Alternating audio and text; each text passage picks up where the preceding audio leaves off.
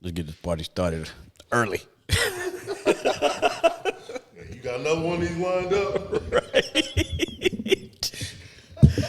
Ooh, shit, man.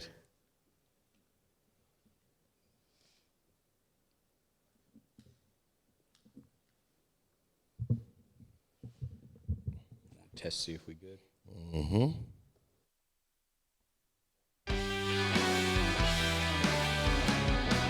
Test. Welcome to Sipping on Excellence. Test. Yeah. Coach KJ. Okay.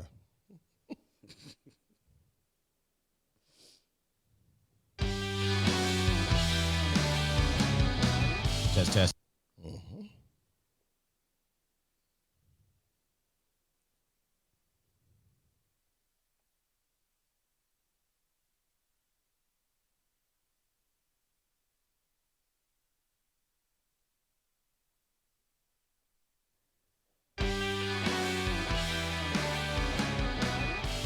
Welcome to Sipping on Excellence. This is Coach KJ, and I'm here with my man, my dude, the Doc.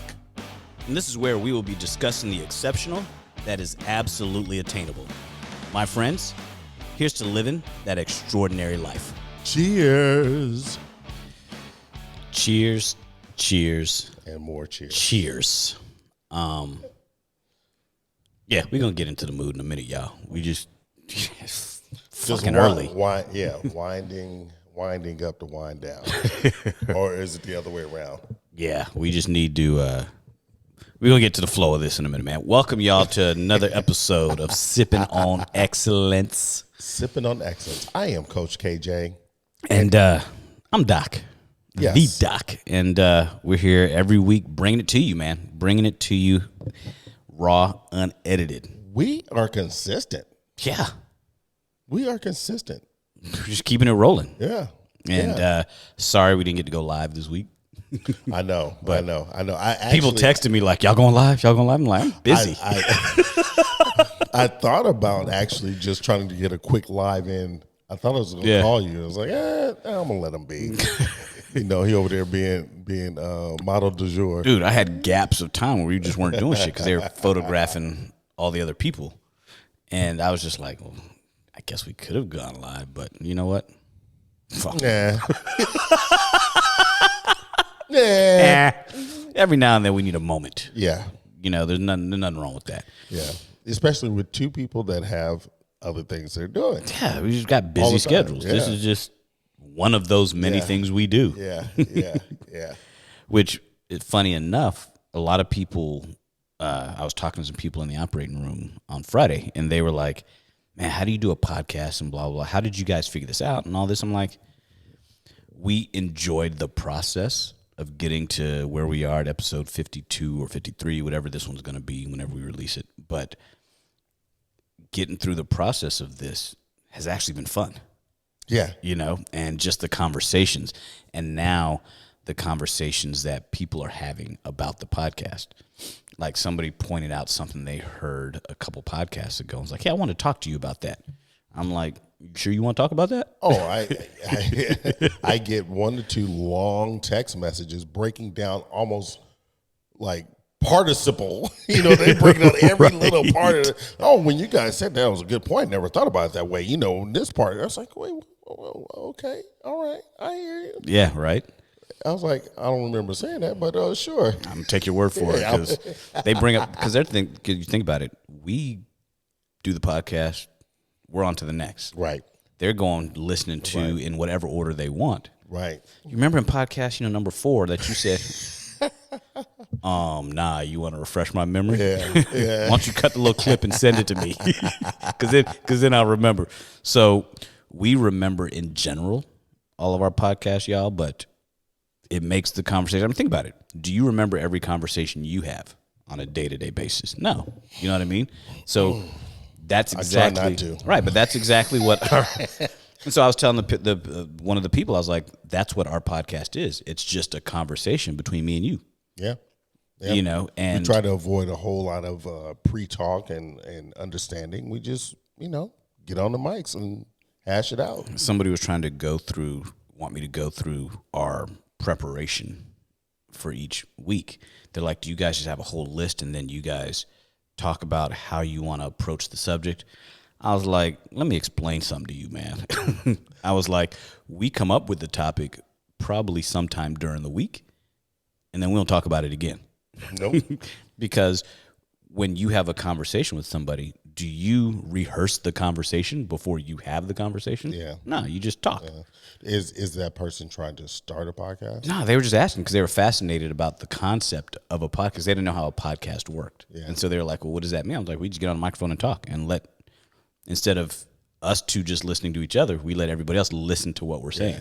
And he was like, oh. Yeah. Only reason why I asked is because I know a lot of times, as a quote unquote perfectionist, a former perfectionist, right. The idea of knowing all these details and like, oh, well, okay, I missed that detail. Okay, wait, I got to go back and I got to get these details. I can't do anything until I get all these details down. Oh, wait, not enough detail. Okay, I got to study a little bit more. That is what I used to do a ton. I don't know where it came from because I wasn't always that way. And the thing is, with me being so regimented, I was like, it's got to happen with A, then B, then C. And with this podcast, we just said, hey, let's just start. Yeah. And we'll figure it out on the way. Yeah. I mean, look how many episodes it took us to get the video right. But we figured, you figured that shit out on the way. Yeah. So this is part of the exciting part of it. Yeah. And I'm glad that our audience gets to see and hear our journey, yeah. And our finding that they like it, which is kind of cool. I mean, we like it. Yeah, I fucking love it. It's enjoyable. I do, yeah. There's not much I will wake up for on an early Saturday or Sunday morning to just have a conversation about. Right. And so because we're already having conversations, me and my boy having conversations, we're like, this is probably one of the most brilliant ideas Coach has come up with since I've known him. I come on with a few. He's had some gems. This one right here, this one for me I was like, oh shit, this might work. Oh shit, this is working. Well, like I said, we've gone over in the past. I know the mindset. So it's like be intuitive and know that you can't have the same mindset working together. Like we don't have the same mindset. Yeah. But we gel on so many levels. So, as long as works. you got it's the like, yin and the yang. Yeah, exactly. It balances off.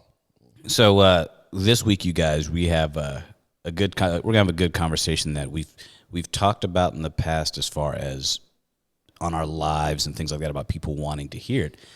And right now, it's such a must with everything going on in social media, with the public, and just with our kids and all this stuff. I think this is a good conversation to start down this path because something Coach and I are both passionate about, which is, geez, your health, man. We're passionate about your mental health. We're passionate about your physical health. Right. And so this is something that we're going to get into today. But I was talking to Coach earlier about what's wrong with y'all. Let me just get something off my chest, man. Say it. Say that. If you don't have all the information, don't call me as your doctor or family member of a doctor, whatever. Don't call me in the middle of the night making demands, fussing at me about some shit that you don't know anything about and telling me I better do something. And not the patient calling me, but the patient's family not having the correct information because the patient called the family with hysterics that were unnecessary. Called him. I called the patient, got it all squashed. But I was like, if somebody's, and this goes right back to our podcast from last week. Maybe we're gonna have to release this week, but a previous podcast where we said, just shut your mouth and listen. Right. Oh, it's 100% on that. This person's on the phone with me, just going off, and I'm like, every time I go to say something, they're cutting me off, and I'm like, either you're gonna listen to me so I can tell you how to fix the problem, or you're just gonna keep talking. But we're not accomplishing anything here. And then they're going to tell me, well, it's my fault that the conversation is going sideways because I won't give instruction. Well, you won't shut your hole and listen. Right. To the point where I had to actually call the patient and be like, your family can never call me again unless you are unable to pick up the phone. Yeah. I'm not talking to any of them ever again. Plus, is what they were telling you about. Like, Yeah. It has nothing to do with the pain. No. Not the pain that you work with. Nothing to do with his back. They just see doctor and that's it. Well, you're his doctor. No, he's at all encompassed. And he's at another hospital right now. Yeah. So he's at another hospital. He's in a rehab. He's in a rehab facility getting physical therapy and all that. Yeah. And there's doctors there that oversee that. But because the doctor didn't answer the call right away from the nurses, the patient called me, not the nurses. Yeah. The patient called. The patient's family called me because he called the family. And I'm just like, dude, bruh. And people think that we as physicians are overpaid and that we don't deserve everything that comes to us. Nah. You don't wake up in the middle of the night for anything. 99% of people put their phone on silent when they go to sleep. My phone can never be turned off. Oh, I know. My phone hasn't been turned off since cell phones have been a thing. So how long is that? Because, yes, I am old enough to know a time before cell phones. Yeah, and you went right from the pager. You probably still have a pager, don't you? No, went straight from the pager to the cell phone. Yeah. It's crazy, man. Yeah. But people don't get that concept that we're working 24 hours a day, 7 days a week. I mean, if you really, really, really attest to it, like, you know, the true value, you're probably very underpaid. Oh, I remember breaking down years ago what I made per hour, less than minimum wage. Yeah. For what you put in? Yeah. For the hours we put in? Oh, yeah. They were less than minimum wage. And they were like, someone's like, really? I'm like, yeah. When's the last time you had an 18-hour workday? I have those regularly, like 3 or 4 a week. Yeah. So I work more in 2 days than most people work all week. Mm-hmm. So, and I do that 7 days a week. So I don't care what people think about how much I get paid. Stop counting my money and count your own. Right. You know?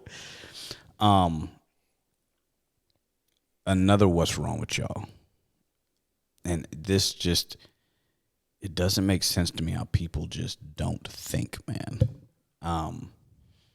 And it'll go into a little bit about what we want to get into today. Okay. Again, another patient of mine, and you know, stuff always surrounds patients. And what's wrong with people that's not wanting to hear the truth about themselves? You know, we had a patient that's morbidly obese, which means, you know, body mass index. Coach and I know what that is, but look it up. We're not going to go through the definition, but everybody hears BMI. And her BMI was 50. 50. And she told me she's healthy. And I'm like, I get it. Your heart, your lungs are fine. Are they? Yeah. Okay. Heart and lungs are fine. She's young. But had the nerve to say that the only reason why she weighs as much as she does is because her back pain kept her from exercising. I was like, how long you been having back pain? Oh, the last 3-4 months.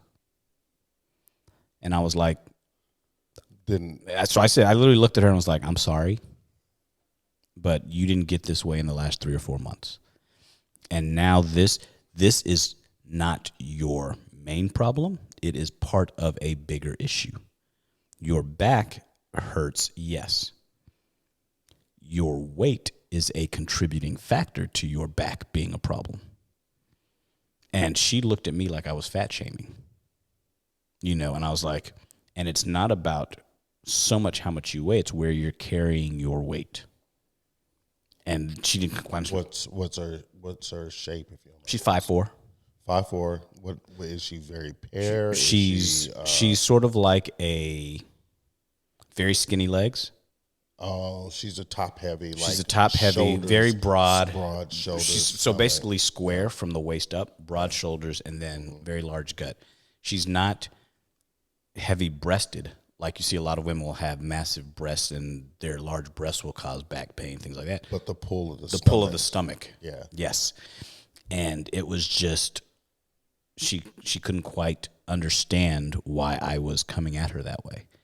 I exercise, but it doesn't go anywhere. And I was just like, and then took offense to me saying, I'm going to schedule you to see a medical weight loss person. And just was looking at me like I was the bully, you know? And just, you get sick of that. If people, I mean, I'm sorry if you don't want to hear the truth. Yeah. And that not only happens in people who have body dysmorphic issues, but you see it. Shit, most people don't want to hear the truth. No, most people don't want to hear about anything. That's what I mean. Most people don't want to hear the truth about. That's what I'm saying. It's not just that. Yeah. People don't want to hear the truth, and I think that bugs the shit out of me. You know, it's like, why can't we have conversations where we can be honest? You know, if it's in the benefit of you getting better, yeah. Women don't want to hear the truth from men. Men don't want to hear the truth from women. You know, men don't want to hear the truth from men. Exactly. It's just, and women don't listen to each other tell the truth because they don't. Well, women lie to each other all the time. Girl, you look great. Right. No, go take those shoes off. You know, but and it's little things like that. It's just the truth just does. You're laughing because you know what I'm saying. I do know exactly what you said. But people don't want to. People never want to hear the truth. And I think that's what, and then people have a very loose affiliation with the truth. Motherfuckers lie. Yeah. All the time. Yeah. And lie for no reason. Yeah. That people will lie when the truth is perfectly fine and acceptable. Just for the sake of lying, to make the story better. You get to the other side if you just go ahead and face the facts. Yeah, right. And, you know, if someone says it out of love, they're not attacking you. They're saying out of love for the benefit of you. Oh, my God. Come on, man. Right. You know, what I've learned is and, you know, this is, like I said, years of sales. Sometimes you have to do the sandwich effect. The Oreo effect, or whatever you want to call it. You know, it's like you give a little bit of sweetness, then you stuff it right. with the truth, and then you give some sweetness on the back end, so they'll continue. Yeah. But I forgot to check in with you, man. Vacation. You just got back from vacation. Yeah, man. We got back from vacation. Great time. We had an amazing time. It was dialing back, but the same just dialing in. Yeah. You know what I mean? We were very, very connected, not thinking about all the places. Oh, I got to go here. We go to the same place all the time. It's like, let's just enjoy being here, you know? Right. It's like, it's not new to you. Right. So now you can just enjoy being away. Yeah, exactly. Like the weather wasn't as warm as I'd like, but, you know, right. We were able to enjoy it. Nice. So I couldn't complain, man. But I have not what's wrong with y'all, but God bless you. Yeah. God bless y'all. So this woman coming here this morning. Yeah. I get in my car. I'm about to back up, and I hear this horn. Like I'm looking for, you know, the carts, with the fruit carts, and the horn from the fruit cart. Right, the little air horn thing. Yeah. No, it was a woman driving down the street, hitting her horn because she was coming to pick up someone. She had a little bugle thing out the window. Yeah. Hey, man, horn doesn't work. You got to makeshift. And she probably took it straight from her fruit cart. Hey, but you heard it though. I did. I sure did. I didn't back up. Right. I didn't want to get in trouble. Right. I'm not trying to break out my insurance to get her a new car. She might have threw that horn at you. Motherfucker, did you hear me?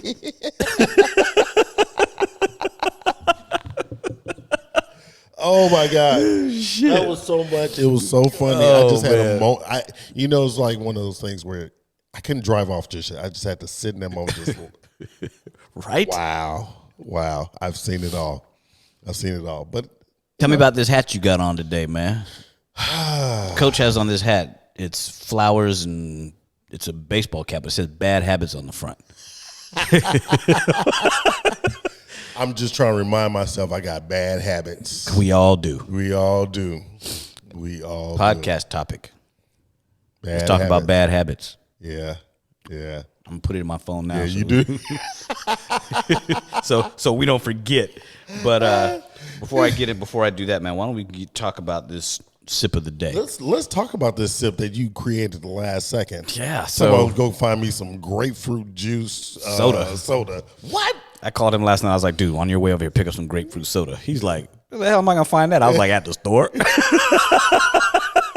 Because clearly I didn't know. Right. I got that after a while. I was like, oh, that's because he don't know either. I don't go buy soda. I don't, much less grapefruit soda. Right. But and I found it. So with our topic today, we were going to talk about one of the ingredients of this drink. We were just going to talk about the benefits of red wine, et cetera. Okay. I know before we talked about early on in one of our early podcasts, we talked about the benefits of alcohol. But this particular, then I was like, you know what? I want something refreshing. And that's something we're both going to enjoy because none of us wants to drink red wine in the morning.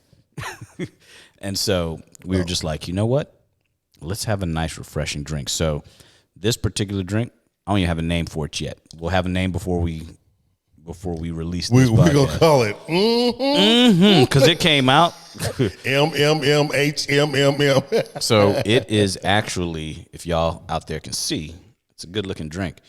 It is an ounce of Blanco Tequila. Okay. An ounce of red wine of your choice, which I would say if you're going to mix it up like this, nothing crazy expensive, something that you want to open, that you've opened for cooking or whatever, but something that's fruitier, like a Pinot or a Zinfandel, something like that.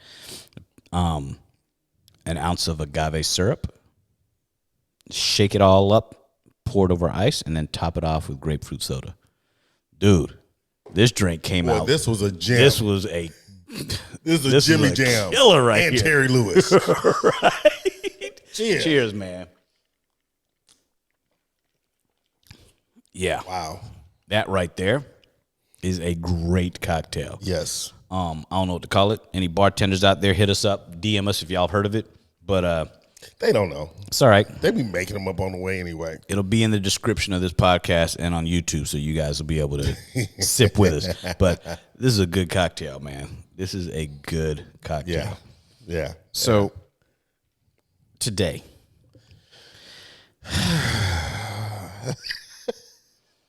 we're going to talk about obesity. No, we're going to get in about obesity. And the reason why we want to talk about obesity is because in the media and in social media and when people are being bullied, they're always talking about the aesthetics of obesity.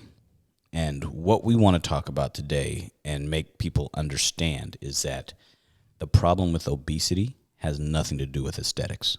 Right. You know, Coach and I are both in fields where obesity is at the forefront. And, and a lot of times that's why they're seeing us. And if you, let's just back up and just talk about what good old Webster says obesity is. And when it's the state, which is funny because they say it's the state or condition of being very fat or overweight. That's no. Yeah. That's very surface. That's very surface, right? And I'm just like, what does that actually mean? It doesn't go and they don't have other definitions. Yeah, that was it. And so if you go in and you look at what the World Health Organization says, it is basically defined as abnormal or excessive fat accumulation that presents a risk to health. And so then it gets into kind of what is considered overweight versus what is considered obese, and then what is considered sort of morbidly obese. And I hate when people are like, I'm just thick. What does that mean? That you're just thick? And I'm glad they do it by BMI because the pounds on the scale don't tell you whether or not you're obese or overweight. There's everything else that comes into play. Height, muscle versus fat, etc. And for all of you out there, if your BMI is over 25, you're overweight. It's that simple. I don't care how you try to slice it. I'm not talking about you may not look overweight. You may not feel overweight, but by every standard, if your BMI is over 25, you're overweight. Yeah. And you're saying that not to say that you are just a fatty fat. I'm not talking about you. I'm sharing with you what it shows up as. Right. However, there are things that factor in to that. Yes. And if your BMI is between 25 and 30, you're obese. I'm sorry, you're 25 to 30, you're overweight. Over 30, you're obese. Over 40, you're morbidly obese. You know, and so when I said this young woman's BMI was 50, that's just, I don't know that I've seen a BMI much higher than that. I mean, I've seen 56, I think, once, but yeah, I mean, it's crazy. The guy was 400 pounds, you know. But the reason why we wanted to talk about this is because there was a lot of talk about, remember when Lizzo was having back and forth with Ari Spears and all the stuff about fat shaming and this, that, and the other. Considering that he's overweight as well. Exactly. You know, and what people don't realize, fat shaming is real because they're talking about the aesthetic side of, right. And I don't know why people care about the aesthetics of what obesity looks like, because I may like somebody who's round and plump and whatever. That's the aesthetic side that I might find appealing. Right. Or that somebody else may find appealing versus somebody who's rail thin. But if your BMI is 35, I may like the way you look, but your health is going to suck at some point in time. You know what I mean?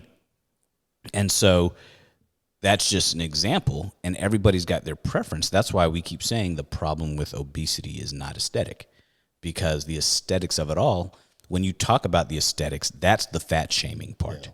And that's where young boys and young girls get bullied because of their weight and become anorexic or become bulimic and start having these eating disorders. They don't have eating disorders because they want to get healthy. They have eating disorders because people get eating disorders because they want to look a certain way. Right. You know, some actors and actresses, you have people who are in the fitness industry. Think about how many people in your industry are anorexic or bulimic. Oh, they're messed up. Yeah. When they're trying to drop weight, when they're trying to prepare for a show. They're on that cocaine diet. Yes. For real. That's real talk. Oh, for sure. Yeah. Yeah. And think about how, because they stand in a mirror and they think, I have to shred or look a certain way. They're like, well, that person isn't obese. Why do they have eating disorders? Or they avoid the mirror. Oh. They avoid the mirror because everything is contingent on what people are telling them. And, true. You know, fat shaming is awful. Like you said, everyone has their own ideal person. I think that I've seen what would be considered heavier people that are obese, that are extremely healthy. Yes. Because they're mobile, they're staying strong, they're eating healthy. Yes. But they just have the excess fat. Right.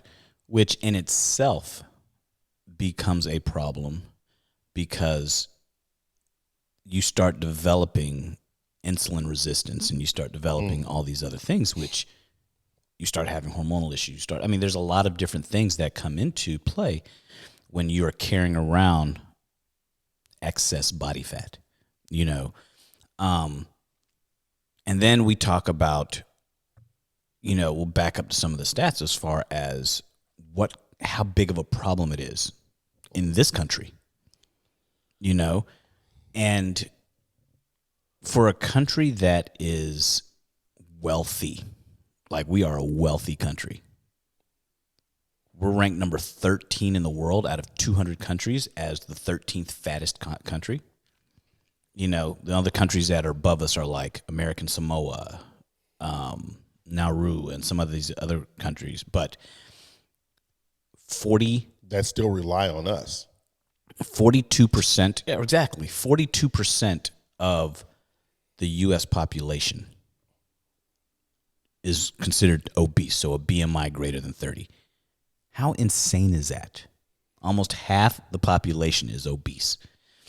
Then you look at kids, and you have almost a 30%. It's like 28% of the children in this country are considered obese. That's insane. That's a lot. That's insane. You break it down between men and women, and men have a higher obesity rate than women do. I think it's at 42 and 38, something like that. I wonder what age group, if they did age group as well in some of those studies. That would be interesting to find out as well. Like when it may have started or when did it gravitate to. What do you feel about the idea of this, just like what we were talking about? It's a disease. Well, here we go. Obesity prevalence, and this is for the CDC. This is data from the CDC. The prevalence of obesity in adults aged 20 to 39, 39.8%. Okay. Obesity among adults aged 40 to 59, 44%. And in age 60 and older, 41.5%. Wow. So middle age, 40 to 50 is where you're going to see, 40 to 60, I should say, is when you're going to see the highest rate. And you're going to see, and think about this, maybe this has to do with postmenopausal women and low T dudes. You know, because as men, we start losing, lowering our testosterone. We start developing that brown belly fat, et cetera. So does that contribute to, and then as we get older, we become less active. Also, let's factor in the fact that really, men especially, the idea that we don't not just work out, but the food that we eat in this country. Every nutrient is stripped out of most of the foods that we eat in order to have a larger supply.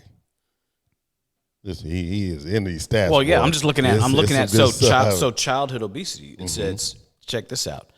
19 states in this country have adult obesity rates over 35%. The highest rate of childhood obesity is in West Virginia.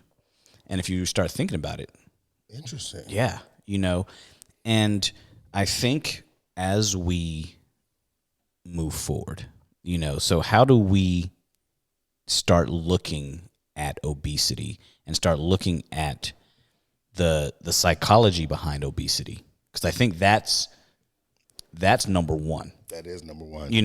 Yes, everybody knows obesity has three different reasons. The calories and types of calories you put in your body, the exercise you do, and your genetics. So all three of those things are contributing factors to obesity. Two of them you can control. Right. One of them you can't. Right. Since you can't control one, everybody can control the other two. And is that going to make you an Olympic athlete with a body fat of 3%? No. But can you get past this hump of, damn, I just need to break shit down? I'm sitting here and I'm not in the best shape. We all slow down as we age a little bit. And yes, it's work. Trying to hold this shit off is work. It's way easier to eat, drink, be merry and say, fuck it. But honestly, saying fuck it will give you a heart attack. This is true. Plain and simple. This is true. We're always running. Why are we always running from? We want the easy button, but we don't want to survive. And we don't want to hear it. We don't want to hear the fact that, you know what, you're looking a little round today. Are you okay? People think, oh, you just called me fat and ugly. No, I'm genuinely, shit, you came to see me as a patient. I'm genuinely telling you, this is what's wrong with you. Right. You're coming to me for my expertise, I'm going to share with you what's going on. I'm not rolling up on you on the street being like, dude, that beer gut you got needs to go. No, that's not you want to live your life. Yeah. But you're coming to me for my opinion. I'm going to tell you, here's all the things that you need to work on. And there's a doctor at Cedars who she's very good at dealing with just that. That's her specialty. And I try to funnel people to her to have these conversations. But it's more of a psychological interview and standpoint that she has to work from than a nutritional standpoint. Oh, for it's sure. More psychological. Because think about this. If you ask the average human, you just walk up to a random person in this country and you ask them, what do you think is actually the type of foods you should be eating from a nutrition standpoint? Most people will have a general idea of I should stay away from this and I should eat more of this. Yeah. So eating right from a knowledge standpoint isn't difficult. But what we talked about earlier is why is it that healthy food is so much more expensive than the shit that will kill you? You know, why is it that you can go to McDonald's and get $1 burger? Right. But if I want to get a salad, salad costs more than the burger. Or if you spend $2, you can get 3 of them. Yeah. But if I want a salad or if I want right. something a little bit healthy, it's going to cost me $5. It's going to cost you $5, $6. Yes, correct. Why is it that Whole Foods costs so much more than Ralph's? You know? Whole checks. Yeah, right. Old checks. Old check. But you know, what was the simple science that so many people used to teach about going to the grocery store? Just stay around the perimeter. And never go when you're hungry. Yeah. Do not go to the grocery store if you're hungry. Walk around because you'll go grocery shopping, then you'll stop at your fast food place next door. Yeah. Or not only that, you'll be in the grocery store buying a bunch of shit you don't need because it all looks good. When you're there and you're not hungry, you're just going down the aisles now. I'm getting my necessities. Yeah. You know, when you're starving, you're like, oh, those ding dongs and ho-hos look great. Yes, I went back to which is why they started moving those type of items in little triages and little stands at the checkout. At the checkout and in those areas on the outskirts of the grocery store. Yeah. I was like, why is this here when the donuts and whatever aisles over there? Oh, I see what you're doing. Right? Right? Yeah. I mean, it's just, we have to think about, you know, what we consume. Mm-hmm. And not only what we consume in our gut, but what we consume in our mind. Yeah. You know, this body dysmorphic issue also comes with what we consume visually. You know, now with social media, we're seeing all of these guys with the Photoshop six-pack abs. We see all these women with the string bikinis on and all this stuff. And as people who don't look like that, you may start to think to yourself, God, what do I have to do to get that way? And my insecurities now start to set in because I'm not that guy or because I'm not that girl. And then, I got heartbroken because somebody called me fat when I was a kid, and I was the fat kid. And even though I've grown up and I'm no longer obese, I'm just a little overweight, I still have the fat kid mentality. And so I'm always going to hold on to that. Yeah. And kids, I'm sorry, but it's the parents' fault. If your kid is obese, it's your fault. Because you decide how they spend their life. You decide what they eat. You decide how much exercise they get. It's your fault. We talked about this, that documentary with Jonah Hill, with his therapist. Yes. It's very good. But he had a very negative relationship with exercise and nutrition because he was fat shamed as a kid, and then he became successful. So he became successful for being the fat kid. Right. And so it was like, oh, well, I don't want to lose this job or lose this image, but at the same time, I'm this fat kid, and I'm getting talked about by being a fat kid. So Right. where do I stand within all this? And the therapist was just like, listen, your relationship with exercise and nutrition, that's just your shit from the past. Your relationship with exercise and nutrition is about you thinking clearly. You should need to start thinking clearly. You start moving, you'll start thinking clearly. You start moving, you start eating right, you'll start thinking clearly, and you'll be able to react better. You have to form a different relationship with Right. exercise and nutrition versus just I need to look a particular way. Oh, Aesthetics. Right. And here's the thing too. It's like you said, people are not striving for health. They're striving for looks. No. They're not even, and I tell people all the time, strive to feel better. First of all, strive to feel better. If you're striving to feel better, that means you're trying to get healthier. The looks will automatically come. 100%. We talked about that numerous times. And I think, and I'm sure you see it a lot, where people tell you, I think I'm eating right and I'm exercising, but I just can't drop the weight. I personally, when people in my office tell me that, I always tell them, you know what? You should sit down with someone like a therapist and find out why you can't drop the weight as much as you're trying. Yeah, because there's something missing. Yeah, there's something attachment. Yeah. And are you really working at it as hard as you think you are? I had that conversation with with a former client, and what she kept saying was like, I'm eating right. I said, okay, so tell me what your day was like yesterday. And she kind of broke it down. I said, okay, do you think that was a good day? And she's like, yeah, I think that was good. I said, do you recall about another day, 2 days ago? What was your day like? Yeah, I remember. So she, bro, it was, and not to, shame carbs or fats because we need it all. We need it all, correct. But it was all carbs and fat, which is like oil and vinegar. They don't mix. And then you have just enough protein to get by. Yeah. And she realized that all her days were built on this kind of protocol. And said, something's got to change a little bit.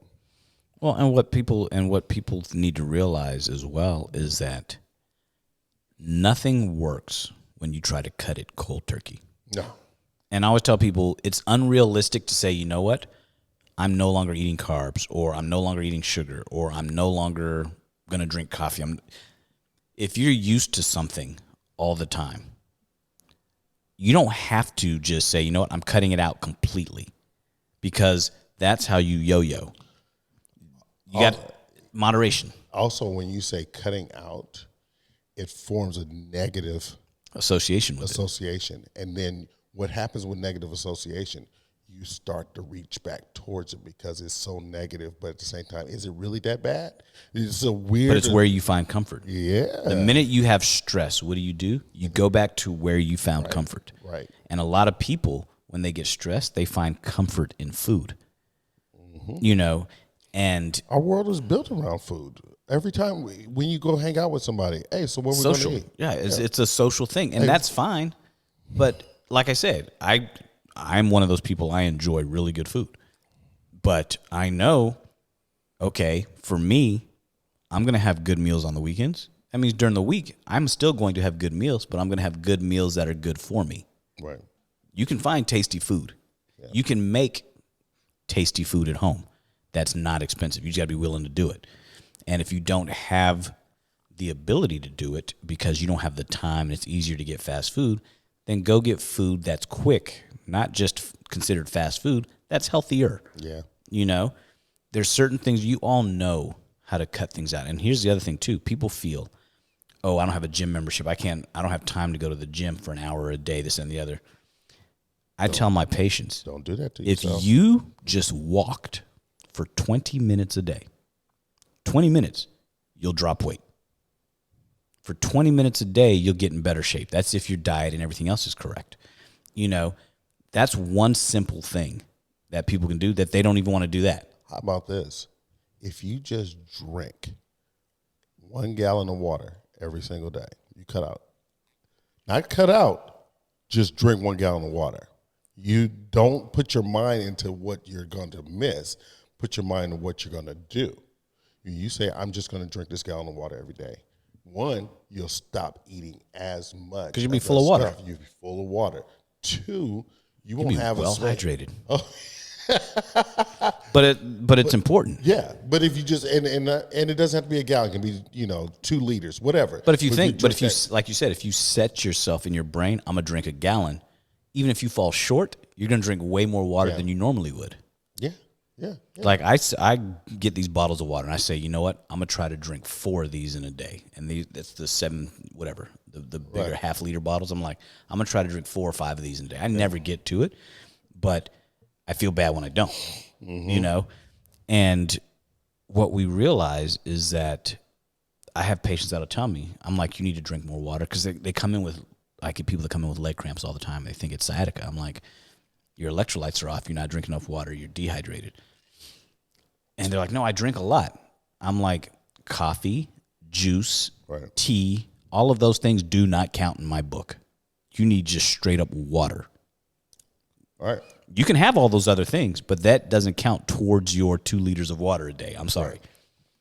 They're like, well, I can't drink both. I'm like, not my problem. I need you to drink more water. Then if you can't drink that much, then cut out some of the other stuff and drink more water. Yeah. People can't get... Just focus on that one thing. Focus on that one thing. One thing. Make one thing a habit. Right now. Yeah. Make that one thing a habit. And stop waiting for Monday. And that's why we were talking about bad habits. We are full of bad habits. And even people say bad habits are hard to break. So are good ones.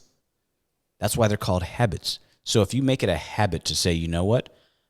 Every day I go to work at 7 or 8. Say you work a 9 to 5. You got to be to work at 9. You wake up at 7:30. How about you wake up at 7, walk for 15 minutes, and then take a shower? And if you make that a habit every single day, you'll start to feel bad after the habit's created when you don't do it. Yeah. It's like people who smoke. It becomes a habit of, it's not just the nicotine and the smoking. It's the action of putting the cigarette to the mouth. And so I've had patients who've gotten off smoking just by switching it out to vaping non-nicotine stuff, because it's that hand-to-mouth thing. And that's why people who stop smoking gain weight, because they're constantly putting stuff in their mouth. Right. So they start eating more. And that's an issue as well. It's like, find another habit to replace the eating habit. Find another habit to replace your lack of activity habit. If you find that you're sitting at your desk all day, sitting there, and you're on conference calls a lot, put your earpiece in and walk around your office. Do laps around your office. You got a 100-square-foot office. Yeah. Just start pacing back and forth. Yeah. You don't have to walk outside. No. Bottom line is, it's not rocket science. It's not what's the word I'm looking for? It's one size fit all. It's not about the way you look on Instagram. It's about longevity. No, it's not about how you look in that bikini. It's not about how you look when you take your shirt off. We're not promised the length of life, our time on this earth. Why not take advantage of the opportunity of at least creating the best opportunity for you to extend the possibility of having that length? You don't know, but at the same time, you don't know. Yes. And people always come at me with, I like the way I look. I'm not talking about the way you look. Has nothing to do with that. I'm not talking about, I'm saying this one more time. I don't give a shit about how you look. I care about how you feel. I care about you dying. Yeah. I tell you what, I mean, the weight thing is so psychological. I had a client. I got some client in here. You brought that shit in here. I had a client, old client. God bless her. And I think I brought this up before, but how she gained, like I knew her before. She was in the 140s, 150s, looked great. She gained so much weight. She was in the low twos. I brought her back down to like 170. 170, she actually looked better than she did before because she was lifting. She wasn't lifting before. Right. But psychologically, she was not prepared to be there. So guess what? She regained that then some, because for her, she was still the fat girl. The fat, and I just said she was the fat girl, but she was in a smaller body, and she know how to receive that. She know how to respect that, and she actually had a hard time with people addressing. Girl, you look good. She didn't know how to take that. Yeah.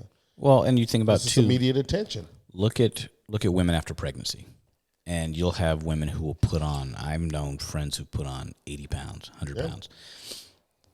I get it. What I don't get is that your kid is 6 or your kid is 8 years old and you've lost not a pound of it. And you're saying, I'm still carrying the baby weight. Well, the baby's not a baby anymore. Well, I don't have time to exercise. The whole time and you have kids, it's a lot. I get it. Put your kid in a stroller and go for a walk instead of sitting the kid in a playpen. You know what I mean? Put your kid in a stroller, walk for 20 minutes. Take your kid with you. Get outside. Go do something. But we too often, as a society, we look for excuses and reasons as to why we can't do something instead of just doing it. Yep. You know? And I tell people, stop getting on the scale every day. Oh, my gosh. Like, I went to a friend of mine's house, and I was like, why do you have a scale in your closet? Oh, because I weigh myself every morning.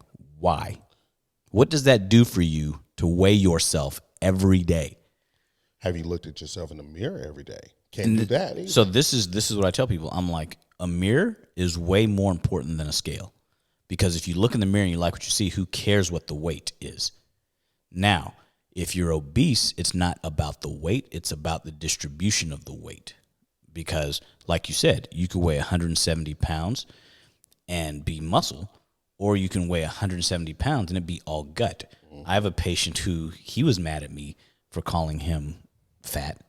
You know, this dude was maybe 5'8", 195 pounds, but his arms and legs were toothpicks, and he had an abdomen that looked like he was 9 months pregnant. He's like, I'm not that heavy. I was like, but it's all in your belly. And that sitting up front is what's causing your back pain. And you have no muscle. So Exactly. It's pulling, which makes you hyperextend your back. I mean, think about it. You've seen horses that have that dip in their back and their abdomen is all protruding down. Same kind of thing. Why do you think women, when they're pregnant, get back pain? Because it's a distribution of weight that they're not used to carrying. Right. When you get a large gut or you have very heavy, dense breasts, all of these things are a distribution that you're not used to carrying that are hurting your back, your shoulders, your neck. And if I tell you lose the weight, take that shit personal. I'm not telling you not to take it personal. No, I'm telling you to take it personal because you personally need to lose the weight. Right. Because it's for your health benefits. It's not because I think you're not sexy or I think you want to get prettier. Fuck all that. It's not about the way you look. Obesity is not about the way you look. It's about the way you feel. If you feel fine, I want you to keep feeling fine. Yes, you're getting validation because, hey, I'm a thick girl. Whatever. Yes, you're thick. Be a healthy thick girl. Be healthy thick. You know? Don't avoid the gym because, I don't want to lose this. Yeah, I don't want to lose my ass. Really? But you're starting gaining gut with it. But your blood sugar is now 300. You know?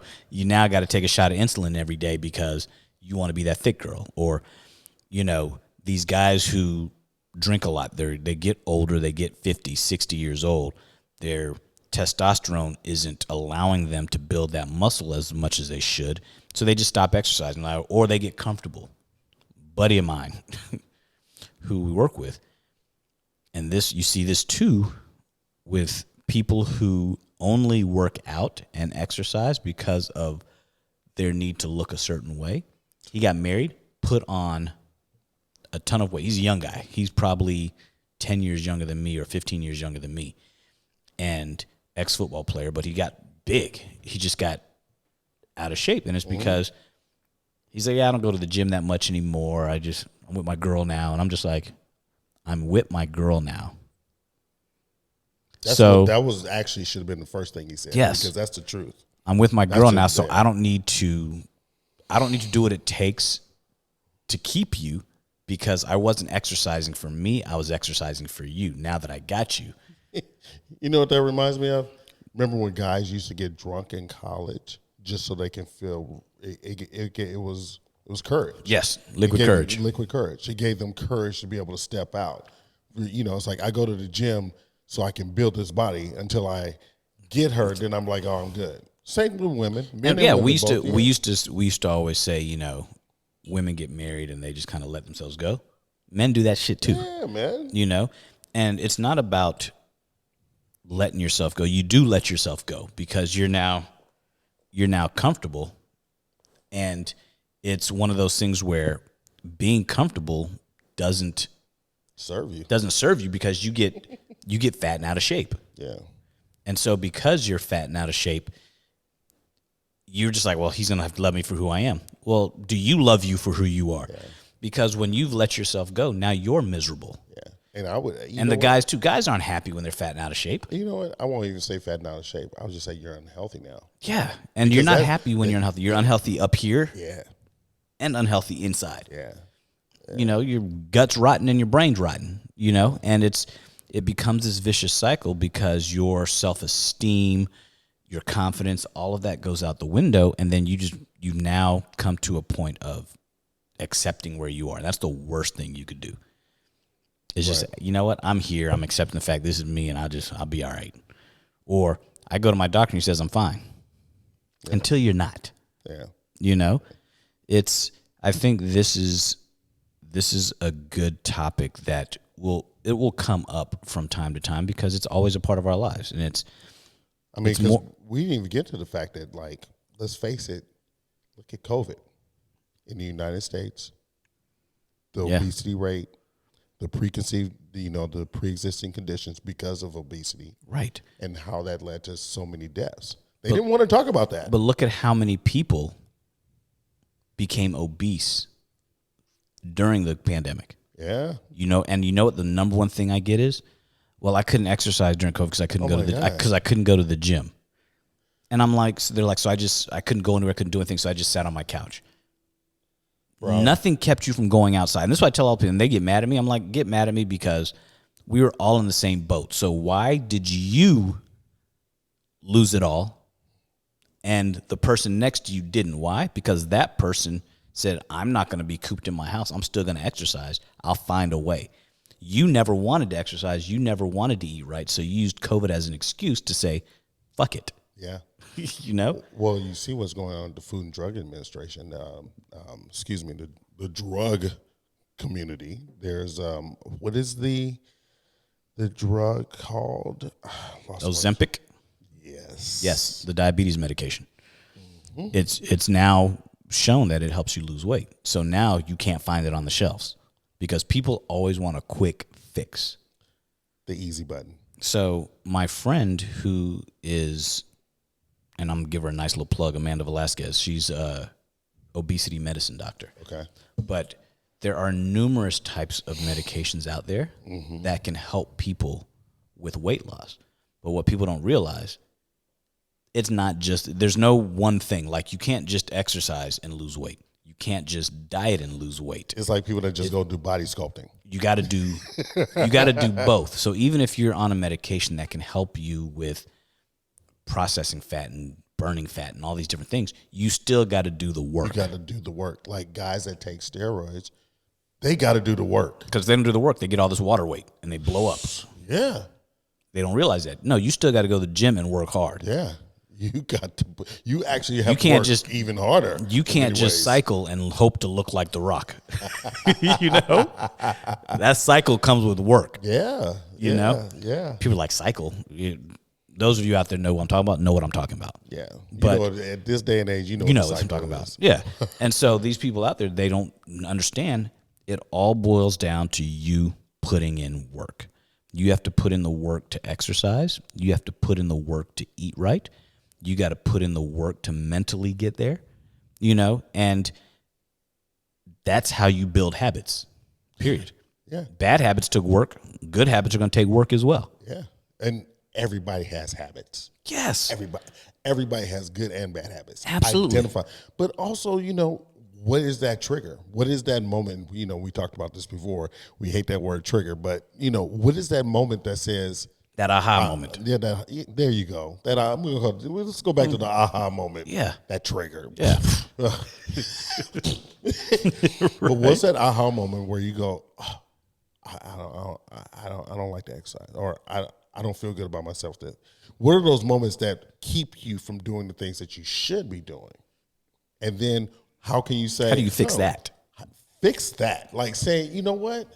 Why is that way? I didn't do this before. When did that start happening? And then you start dating back and you're like, but I used to do this all the time.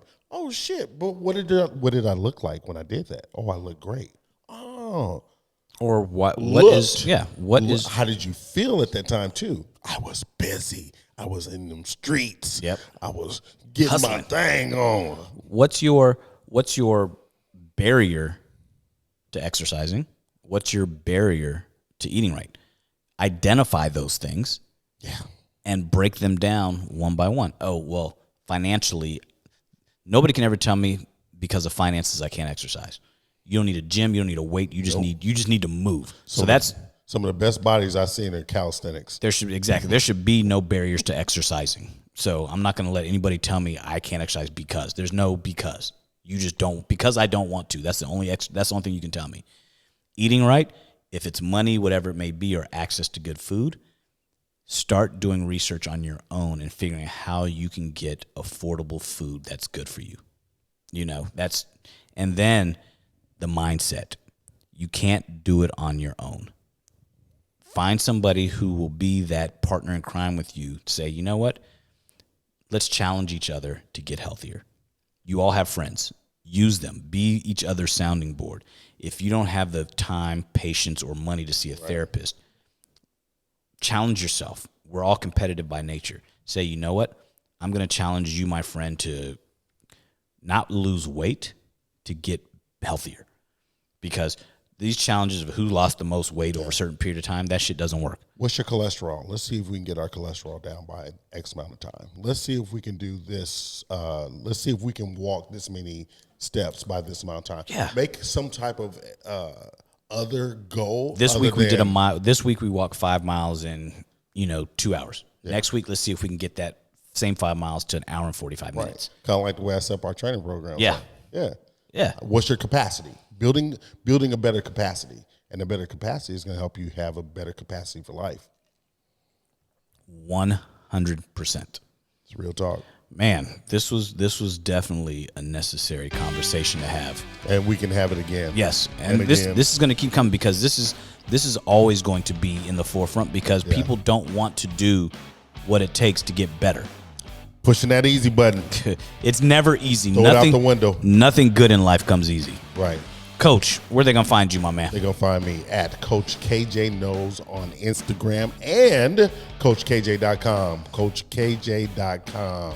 You're going to find me at Leonel Hunt on Instagram. You're going to find me at HuntSpine.com and thehuntfoundation.org. Also on IG, The Hunt Foundation, at The Hunt Foundation. Mm-hmm. And also don't forget, SOE_podcast on Instagram. And podcastsoe.com. You guys will also, catch us every week. We'll be back live next week.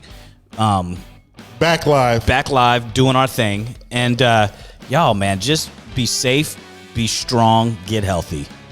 And we out.